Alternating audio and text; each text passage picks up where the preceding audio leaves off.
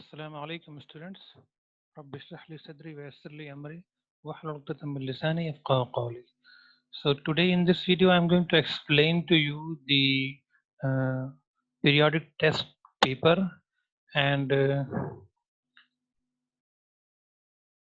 there are several learning objectives.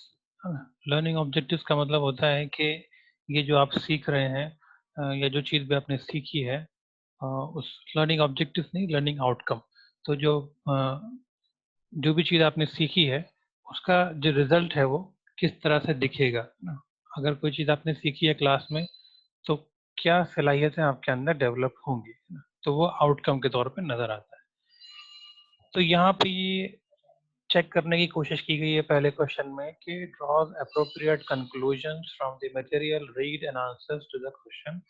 कि जो भी कुछ वो पढ़ता है मटेरियल पढ़ता है वो स्टूडेंट उसमें से अप्रोप्रिएट कंक्लूजन वो निकाल पाता है और जो क्वेश्चन उस मटेरियल के बारे में उससे पूछे जाते हैं वो उन क्वेश्चंस की आंसर दे पाता है। तो ये जो कंटेंट है ये आपने नहीं पढ़ा है, मैं आपको वो कंटेंट प्रोवाइड कर दूंगा। ठीक है, ये एक टेस्ट पेपर और ये जो वीडियो बना रहा हूँ उसका लिंक और इस टेस्ट पेपर से रिलेटेड अगर कोई और डॉक्यूमेंट आपको चाहिए वो सब कुछ आपको इंशाल्लाह स्टैंडर्ड 6 के इंग्लिश के क्लास में मिल जाएगा। तो इसमें विंसेंट वैन गॉग के बारे में बात हो रही है। तो हम देख लेते हैं कि उनके कहाँ पर उनका डॉक्यूमेंट मिलता है। तो ये डॉक्यूमेंट मैंने आपके लिए सेव करके रखा हुआ है। ओके, ये डॉक्यूमेंट आपको इंशाल्लाह मैं प्रोवाइड कर दूंगा। तो ये एक दूसरी टेक्स्ट बुक है, उसका पार्ट है, उससे मतलब नहीं है हमको। हमको देखना है कि वो इन्फॉर्मेशन हमको मिल पाएगी इसके अंदर जो पूछी गई है कि नहीं। पहला क्वेश्चन है विंसेंट वाज एन या अ, है ना। तो इनमें से क्या था वो फोटोग्राफर था, वो आर्टिस्ट था, इन्वायरमेंटलिस्ट था या कोरियोग्राफर था। क्या क्या काम क्या करता था वो विंसेंट। और यहाँ पे अ और एन दोनों लिखा है, इसका मतलब ये है कि आंसर ये भी हो सकता है, ये भी हो सकता है, ये भी हो सकता है ना।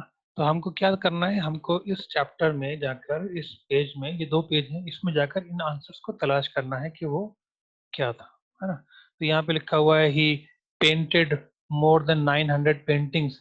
तो इसका मतलब हुआ कि विंसेंट जो था वो एक आर्टिस्ट था, है ना। इन चारों ऑप्शंस में से हमको ये वाला आंसर ऑप्शन समझ में आता है। आप पढ़ लीजिएगा और हो सकता है कि आपको कुछ और भी दिखे, है ना। मैं ये आपको सिर्फ एक हिंट के तौर पर बता रहा हूँ ये, है ना? तो वो पूरा पढ़िएगा, हो सकता है कहीं पर आपको लिखा हुआ मिल जाए कि कुछ और भी था, है ना। तो अगर क्लियर मिल जाता है तो वो लिखिएगा। फिर दूसरा क्वेश्चन है Van Gogh used something for the paint, है ना, for his some kind of paint for his painting. तो कौन सा किस तरह का पेंट था, बहुत थिक था, बहुत थिन था, मॉडरेट था या लाइट था, है ना। बहुत ज़्यादा लाइट कलर यूज करता था वो या फिर बहुत मतलब बहुत ज़्यादा थिक रहता था उसका पेंट या बहुत ज़्यादा पतला पेंट यूज करता था। ये अलग अलग आर्ट जो आर्टिस्ट होते हैं अपने हिसाब से वो पेंट की का सिलेक्शन करते हैं। तो वैन गॉग ने जिस तरह की पेंटिंग की थी उन पेंटिंग्स में वो किस तरह का पेंट यूज करता था उसके बारे में यहाँ पूछा गया कि वो बहुत थिक था, बहुत थिन था, मॉडरेट था या लाइट था। तो वो आंसर आपको इसके अंदर मिल जाएगा इस पैराग्राफ में, ये जो पैराग्राफ है यहाँ पे। फिर आगे है in his lifetime Vincent Van Gogh made more than so and so paintings. तो यहाँ पर ऑप्शन दिया हुआ है या आंसर मैंने अभी बताया भी था, वो टेक्स्ट पढ़ेंगे आपको तो उसमें मिल जाएगा। फिर ये दूसरा टेक्स्ट है जो पूछा है, ये एक पोएम है the crayon box that talked. वो मैंने आपके लिए यहाँ निकाल के रखी हुई है, ये भी आपको इंशाल्लाह गूगल क्लासरूम पे प्रोवाइड कर दी जाएगी। ओके, ये कर दी गई है जब आप ये देख रहे हैं तो तो the crayon box that talked इसके बारे में 2 क्वेश्चंस हैं। पहले तो ये है कि ये जो पोएम है इसमें क्रेयन बॉक्स कहाँ मिला था, है ना। तो वो टॉय स्टोर में मिला था, आर्ट स्टोर में, आर्ट एग्जीबिशन में या पेंट स्टोर में, कहाँ मिला था ना। आपको एग्जैक्टली नाम ढूंढना है उसका। तो ये पोएम जब आप पढ़ेंगे तो आपको पता चल जाएगा कि वो क्रेयॉन बॉक्स कहाँ मिला था, वो जो कलर का बॉक्स था वो सब कहाँ मिला था। फिर एक और क्वेश्चन है आखिरी इसके अंदर कि जो पोएम है इसके अंदर सबसे ज्यादा मतलब सब लोग किसी एक कलर से नफरत करते हैं, है ना? तो वो कौन सा कलर है जिससे सब नफरत करते हैं? इन पोएम एवरीवन हेटेड, सब जो है नफरत कर रहे हैं किसी खास कलर से। वो आपको इसमें आंसर ढूंढना है। तो ये जरूरी नहीं है कि एवरीवन हेटेड ही वर्ड यूज हो सकता है कि डिड नॉट लाइक या डज नॉट लाइक भी ऐसे कुछ, डोंट लाइक भी ऐसे वर्ड आए, तो वो भी आप कंसिडर कर सकते हैं। ओके, तो ये आपका वो टेक्स्ट है जो कि आपने मतलब पढ़ा नहीं है, अनसीन पैसेज में से है। ठीक है, ये भी आपने पढ़ा नहीं है पर ये आपको इसी में दे दिया गया है। ये स्टोरी है उस लाइन की जो सो रहा था और उसके ऊपर एक चूहा चढ़ जाता है गलती से, और फिर वो चूहा जो है उसको पकड़ लेता है, सॉरी जो शेर जो है उसको पकड़ लेता है, और चूहा कहता है कि तुम मुझे छोड़ दो, कभी मुझसे हो सकेगा तो मैं तुम्हारी मदद करूंगा। तो शेर जो था वो बहुत ताकतवर था, जवान था। वो हंसी आ जाती है उसको कि ये मामूली सा चूहा मेरी क्या मदद करेगा। वो हंसता है, थोड़ा मूड चेंज हो जाता है उसका, और वो चूहे को छोड़ देता है ना? तो उन्हीं सारी चीजों के बारे में यहाँ नीचे सवालात किए गए हैं। What happened to the lion one day, एक दिन शेर को क्या हुआ, है ना? तो आप देखिएगा वनडे का जिक्र कहाँ पर आया है, तो वो वनडे के बारे में जो भी आपको इन्फॉर्मेशन मिलती है वो आप लिख दीजिएगा। फिर है who disturb the lion, lion को किसने डिस्टर्ब किया। हु कॉट हुम, कौन किसको पकड़ लेता है ना? तो देखिएगा कि कैच या कॉट का वर्ड कहाँ पर आ रहा है। तो जहां पर भी आता है वो आप मेंशन कीजिएगा। अगर दो जगहों पर आता है तो दो जगह के बारे में मेंशन कर दीजिएगा। फिर है question number 4, did the lion forgive the mouse, मैंने आपको अभी बताया कि स्टोरी में क्या हुआ था, माउस को मार दिया था कि उसको छोड़ दिया था। फिर स्टेटमेंट के बारे में पूछा है कि ये स्टेटमेंट ट्रू है कि फॉल्स है। तो ये स्टेटमेंट आपको पढ़ना है। The lion was old and weak, इसके बारे में मैंने आपको बताया कि शेर कैसा था, वो कमजोर था कि बूढ़ा था, है ना, कैसा था। तो वो आपको ये बताना है कि ये ट्रू है कि फॉल्स है। आपको सिर्फ आंसर में ट्रू या फॉल्स ये लिख देना है। क्वेश्चंस को लिखने की जरूरत नहीं है, पर अगर लिख देंगे तो उसमें कोई बुराई भी नहीं है। फिर आपको नेक्स्ट जो लर्निंग ऑब्जेक्टिव है, लर्निंग आउटकम है, वो ये है कि आप पिक्चर्स को डिस्क्राइब कर सकते हैं कि नहीं, ये चेक करना है।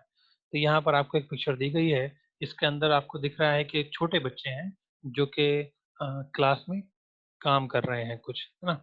तो अ, आप खुद समझेंगे तो ज़्यादा बेहतर है, पर मैं आपको हिंट दे दूं कि ये क्लासरूम का है। एक बच्ची जो है वो डस्टर से सफाई कर रही है ना? आमतौर से हम क्या देखते हैं कि सफाई वफाई का काम जो है वो अ, लड़कियां करती हैं ना, आमतौर से एक नेचुरल सोच मानी जाती है। लेकिन इसके अंदर उस सोच को तोड़ा गया है, और इसके अंदर ये बताया गया है कि सिर्फ लड़कियां ही सफाई करें ऐसा जरूरी नहीं, लड़के भी कर सकते हैं, है ना? तो हमको दिख रहा है कि बच्चे जो है वो क्लास में अपने क्लास को खुद ही साफ कर रहे हैं, है ना? और ये भी दिख रहा है कि इसके अंदर टेबल तो है बुक रखने के लिए, पर बैठने के लिए कुछ नहीं है ऐसा दिख रहा है ना। शायद वो रिमूव कर दिया हो, कहीं साइड में रख दिया हो, है ना? कौन क्या कर रहा है ये भी लिख सकते हैं आप। कितने कैरेक्टर्स हैं इसके अंदर, ये सब लिख सकते हैं। तो आपको 5 to 6 सेंटेंसेस लिखने हैं। टोटल तो 5 ही रिक्वायर्ड है क्योंकि 5 मार्क्स हैं, पर हो सकता है कि एक सेंटेंस में कुछ गलती हो, तो वो छठा सेंटेंस आपके मार्क्स कटने से रोक देगा। ओके, फिर ये है कि आपकी वोकेबलरी अच्छी होनी चाहिए। ये जानने के लिए आपको कुछ वर्ड्स जो हैं यहाँ पर दिए गए हैं। कलर और कलर, ये दो वर्ड्स हैं, है ना? इन इन दोनों की स्पेलिंग डिफरेंट है, पर मीनिंग में कोई फर्क नहीं है ना? ना ही प्रोनाउंसिएशन में कोई फर्क है। तो स्पेलिंग क्यों अलग है? कई बार हम देखते हैं कि जब हम कंप्यूटर में कोई चीज़ टाइप करते हैं, तो जो स्पेलिंग हमने याद कर रखी है उससे डिफरेंट हो जाती है। जैसे ये जो वर्ड कलर जो दिया हुआ है यहाँ पे, ये हमको ये स्पेलिंग याद है, पर ये वाला जो कलर है इसका मीनिंग भी यही होता है। तो आर बोथ करेक्ट स्पेलिंग, है ना, ऑफ द सेम वर्ड। तो ये एक ही वर्ड है जिसकी अलग अलग स्पेलिंग्स है। ये क्यों है? क्योंकि हम जो इंग्लिश बोलते हैं वो ब्रिटिश इंग्लिश है ना? हमने ब्रिटिश से इंग्लिश सीखी है और हम वो इंग्लिश बोलते हैं। और ये जो इंग्लिश है ये अमेरिकन इंग्लिश है, जिस जिस इंग्लिश में आम तौर से आपके कंप्यूटर जो है वो बने हैं, है ना? आप जो लैंग्वेज आम तौर से कंप्यूटर में टाइप करते हैं, जो पहले से तय होती है, वो अमेरिकन इंग्लिश है। आप जाके उसको चेंज भी कर सकते हैं, ऐसा नहीं कि चेंज नहीं कर सकते, लेकिन नॉर्मली वो अमेरिकन इंग्लिश होती है। तो जब आप उसके अंदर COLOUR टाइप करेंगे तो वो कहेगा कि इसमें गलती है, और सही स्पेलिंग बताएगा COLOR। क्यों? क्योंकि अमेरिका में यही स्पेलिंग चलती है। हाँ, तो ये दो अलग अलग स्पेलिंग अलग अलग जगह के हिसाब से हैं कि ब्रिटिशर्स जो हैं वो ये स्पेलिंग बोलते हैं और अमेरिकन ये बोलते हैं। पर सिर्फ कलर के साथ ऐसा नहीं है, वो बहुत सारे वर्ड्स जिसके अंदर OU साथ में आता है, वहां पर अमेरिकन सिर्फ O लिखते हैं, U नहीं लिखते, और ब्रिटिशर्स जो है वहां पर OU लिखते हैं। तो इस तरह की स्पेलिंग्स को हमको ढूंढना है। जैसे मैं आपको अ, एक स्पेलिंग बता देता हूँ यहाँ पे ना, लेबर वर्सेस लेबर, है ना। ये आपको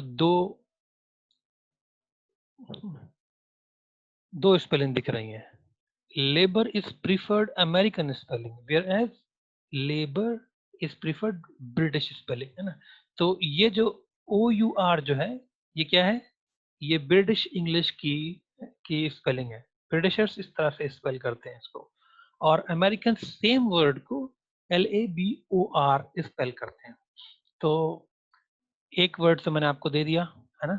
अब आपको ढूंढना है कोई 4 और वर्ड्स, है ना। तो आपको कैसे 4 वर्ड्स ढूंढने हैं जिसमें से ब्रिटिश इंग्लिश में इसकी स्पेलिंग में OU दिखा रहा हो, पर अमेरिकन इंग्लिश में उसमें सिर्फ O ही दिखा रहा हो, U को ड्रॉप कर दिया गया हो। ऐसे 5 वर्ड्स, कितने? 5 वर्ड्स आपको ढूंढने हैं। एक मैंने बता दिया, 4 अभी भी आपके आपके ऊपर है, तो वो आपको करना होंगे। फिर आता है ऑब्जेक्टिव है, लर्निंग आउटकम है, describes familiar occasions, places and situations, है ना। तो यहाँ पर हमको जो फेस्टिवल दिया गया है वो दिवाली फेस्टिवल है, पर हम उसको ईद फेस्टिवल भी कर सकते हैं। Okay, so Diwali and Eid. Okay, तो हमारे पास ये दो फेस्टिवल हो गए, ईद, है ना। तो ईद को ईद उल फित्र, है ना। ये जो हमारी रमजान के बाद जो ईद आती है, ये हुई ईद उल फित्र। इसके अंदर थोड़ा सा, तो मैं टाइप नहीं कर रहा हूँ, असल में मैं ड्रॉ कर रहा हूँ, तो इसमें मुझे प्रॉब्लम आ रही है। ईद उल फित्र, है ना। तो ये आपके दो ऑप्शन हो गए। तो आप चाहें तो दिवाली फेस्टिवल पे लिखें, आप चाहें तो ईद उल फित्र पे लिखें। अब अगर आप ईद उल फित्र पे लिख रहे हैं तो आपको कुछ हैं जो यूज नहीं करने हैं, जैसे रंगोली है ना। ये वर्ड आपको यूज नहीं करना है। 5 डे लॉन्ग फेस्टिवल को आप 1 डे फेस्टिवल कर सकते हैं, है ना। फैमिली गैदरिंग होती ही है ना। फायर क्रैकर्स को आपको यूज नहीं करना है अगर आप ईद उल फित्र पे लिख रहे हैं तो, है ना। न्यू ईयर को आपको यूज नहीं करना है अगर आप ईद उल फित्र पे लिख रहे हो तो। आप कर दीजिए कि न्यू ड्रेस, है ना। न्यू ड्रेस लिख दीजिए, है ना। फिर न्यू ड्रेस के बाद आप लिख दीजिए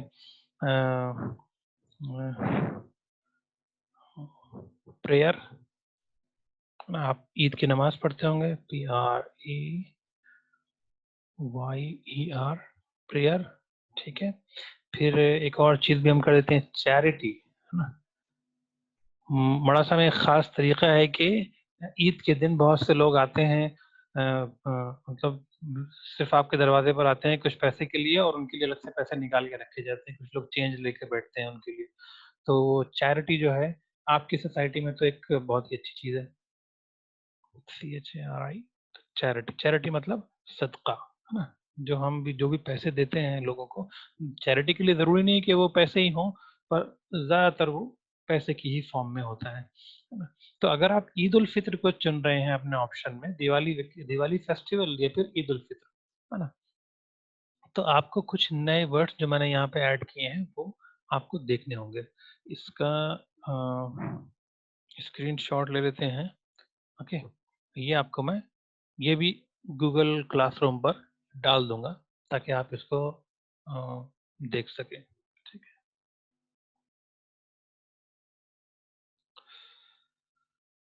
तो ये आपकी क्लास का आज जो था, ये इस तरह से एक्सप्लेनेशन हो गया है आपकी जो पेपर है उसका। तो इस पेपर को आपको इंशाल्लाह कल लिखना है। आप आज भी लिख सकते हैं, अप टू यू है ना। आपको क्वेश्चन पेपर मिल गया है आज, आप आज भी लिख सकते हैं, आप कल भी लिख सकते हैं, परसों आपको अपनी नोटबुक सबमिट करनी है। ठीक है।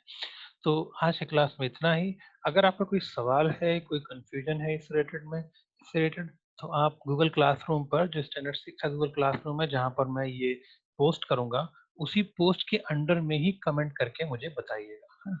वो पब्लिक कमेंट कीजिएगा, प्राइवेट कमेंट मत कीजिएगा। पब्लिक कमेंट करेंगे तो दूसरों को भी फायदा होगा। आपने कुछ पूछा है, दूसरे को भी वही पूछना है, तो बार बार एक ही सवाल सब लोग नहीं पूछेंगे। ठीक है। और क्वेश्चंस लिखना जरूरी नहीं है, पर अगर आप लिख देंगे तो उसमें कोई प्रॉब्लम भी नहीं है। ओके। तो up to you. So that's it student, see you in the class. अस्सलाम वालेकुम।